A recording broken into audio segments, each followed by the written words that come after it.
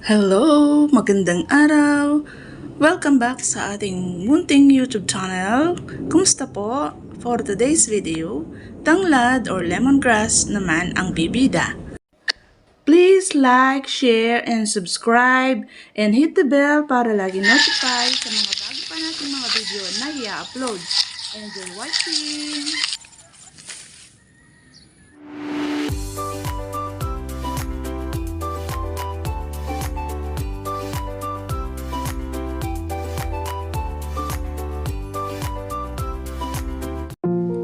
Mga kaalaman tungkol sa tanglad bilang halamang gamot. Mga kaalaman tungkol sa tanglad bilang halamang gamot. Ang tanglad ay isang mabangong damo na karaniwang ginagamit na pantanggal sa lansa ng mga pagkain. Kilala rin ito bilang sangkap sa paggawa ng isik-tsaa. Ang mga dahon nito ay pahaba at napalilibutan ng maliliit na tusok-tusok. Orihinal na nagmula ang halaman sa bansang Sri Lanka, India at isla ng Java. Ngunit ito'y karaniwan na ding pananim sa mga taniman dito sa Pilipinas. Ang iba't ibang bahagi ng halamang tanglad ay maaaring makuhanan ng maraming uri ng kemikal at sustansya na maaaring may benepisyo sa kalusugan.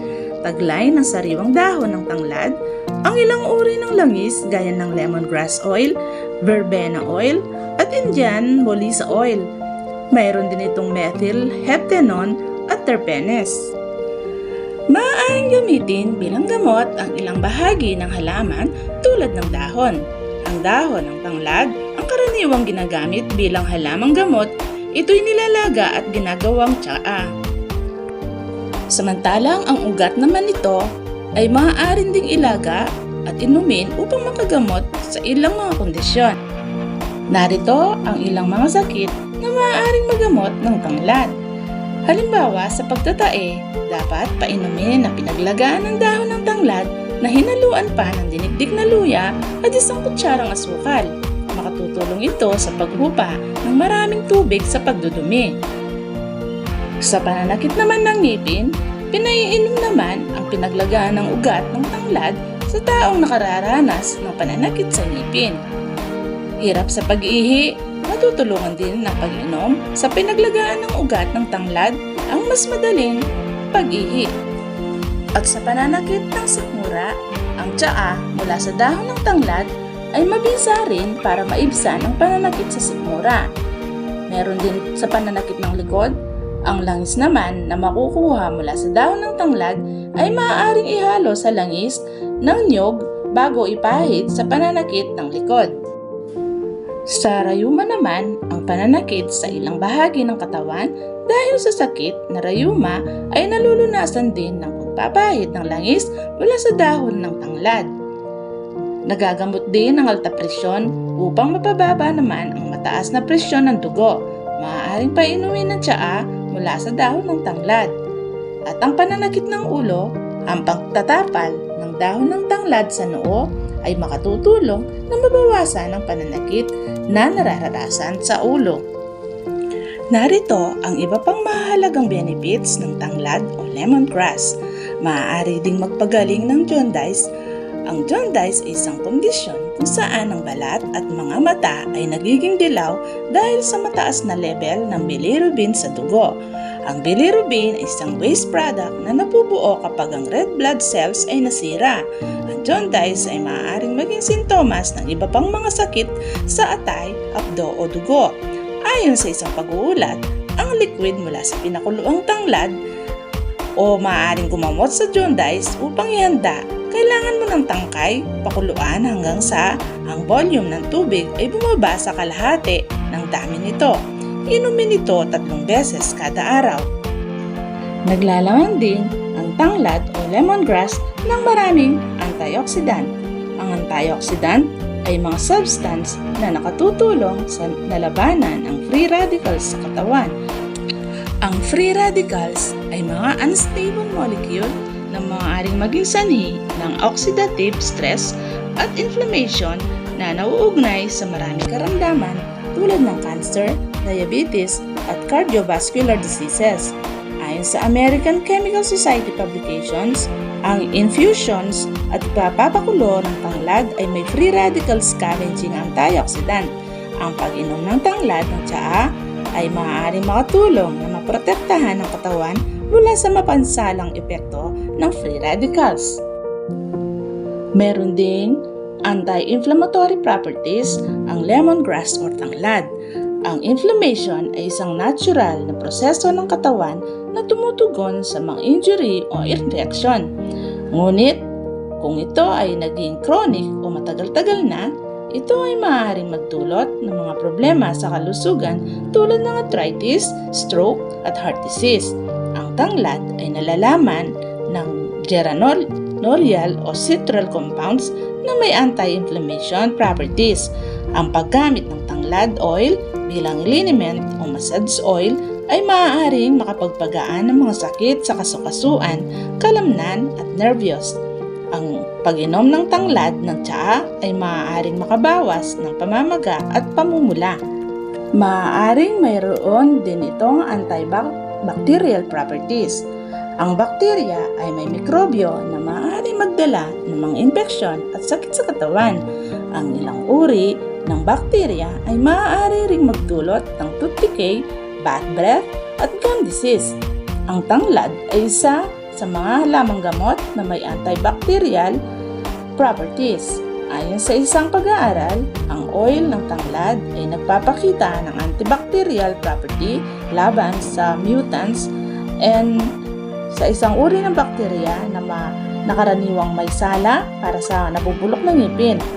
Dahil dito, ang pag-inom ng tanglad na tsaa ay makatutulong sa oral hygiene at pag-iwas sa mga dental problems. Nakapagpapagaan din ng gastric ulcers ang lemongrass o tanglad. Ang gastric ulcers ay may sugat o pasa sa lining ng tiyan na maaaring maging sanhi ng matinding sakit, pagsusuka at pagbaba ng timbang. Ang posibleng sanhi ng gastric ulcers ay ang infections mula sa H. pylori bacteria, ang paggamit ng mga anti-inflammation drugs tulad ng aspirin at ibuprofen at ang stress sa isang pag-aaral.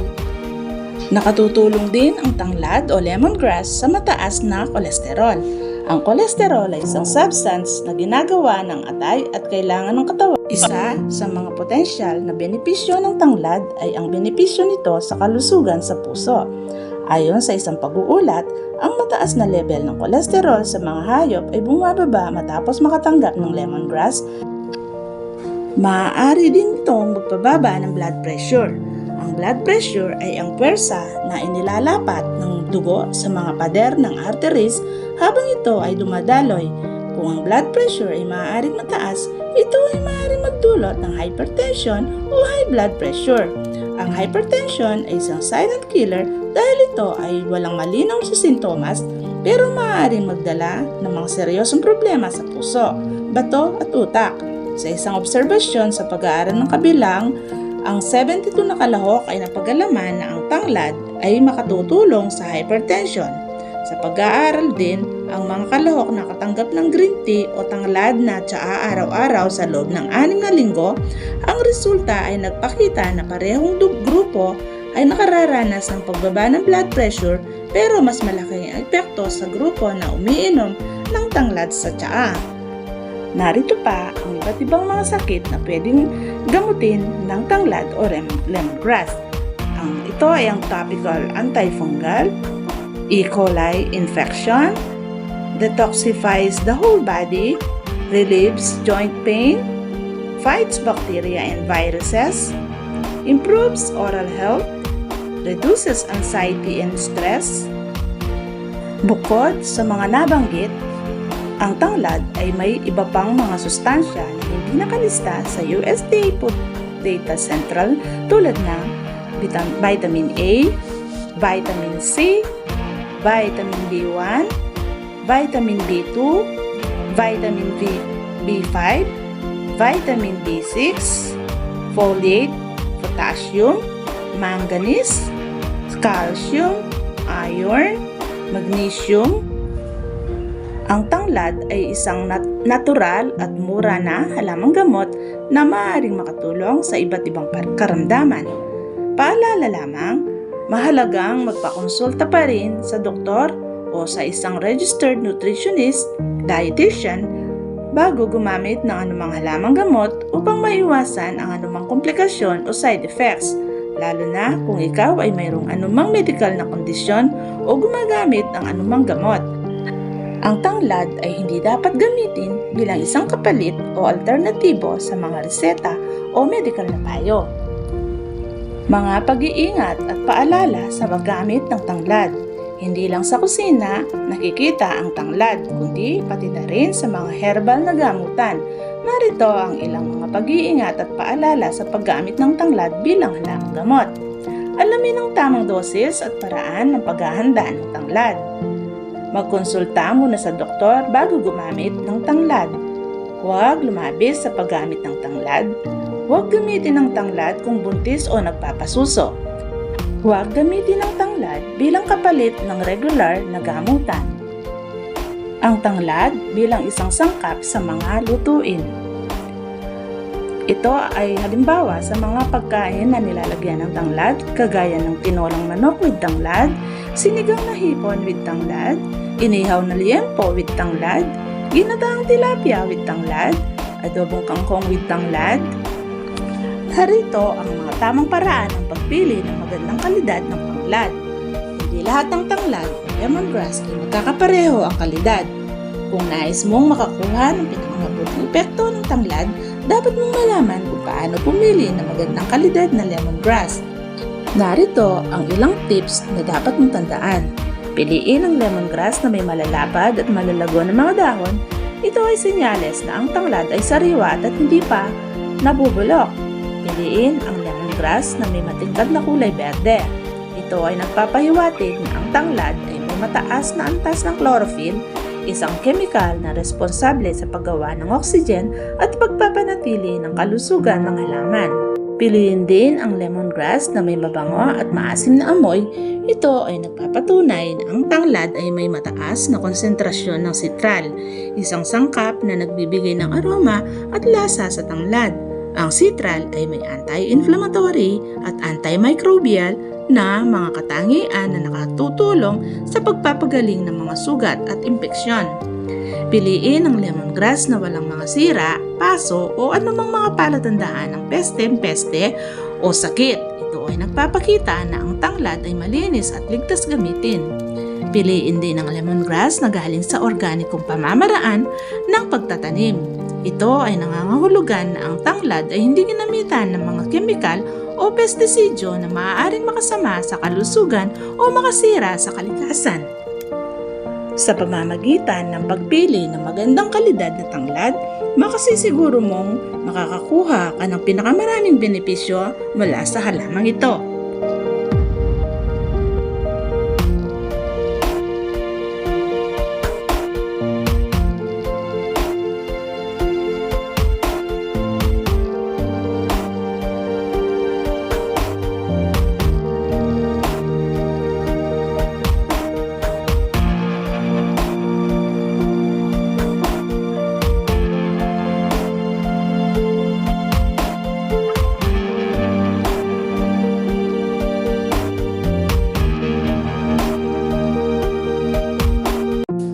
Sa ating pagtatapos, narito ang conclusion sa artikulong ito. Nais kong bigyang diin ang mga benepisyo ng tanglad sa ating kalusugan at kapaligiran. Ang tanglad ay hindi lamang isang halamang gamot na may kakayahang magpababa ng lagnat, magpahupa ng ubo at sipon, at magpalakas ng resistensya. Ito ay may ibang pang katangian na makatutulong sa ating pang-araw-araw na buhay. Ang tanglad ay mabisa ring pangontra sa mga lamok at iba pang mga insekto na maaaring magdala ng mga sakit. Ito ay maaari ring gamitin bilang pampabango sa bahay o sa katawan. Ang tanglad ay madaling itanim at alagaan sa bakuran o sa paso. Ito ay nangangailangan ng maraming tubig o abono. Ang tanglad ay isang halimbawa ng isang likas na yaman na dapat nating pahalagahan at protektahan. Sa pamamagitan ng paggamit ng tanglad, hindi lamang natin mapapahusay ang ating kalusugan, kundi pati na rin ang ating kapaligiran.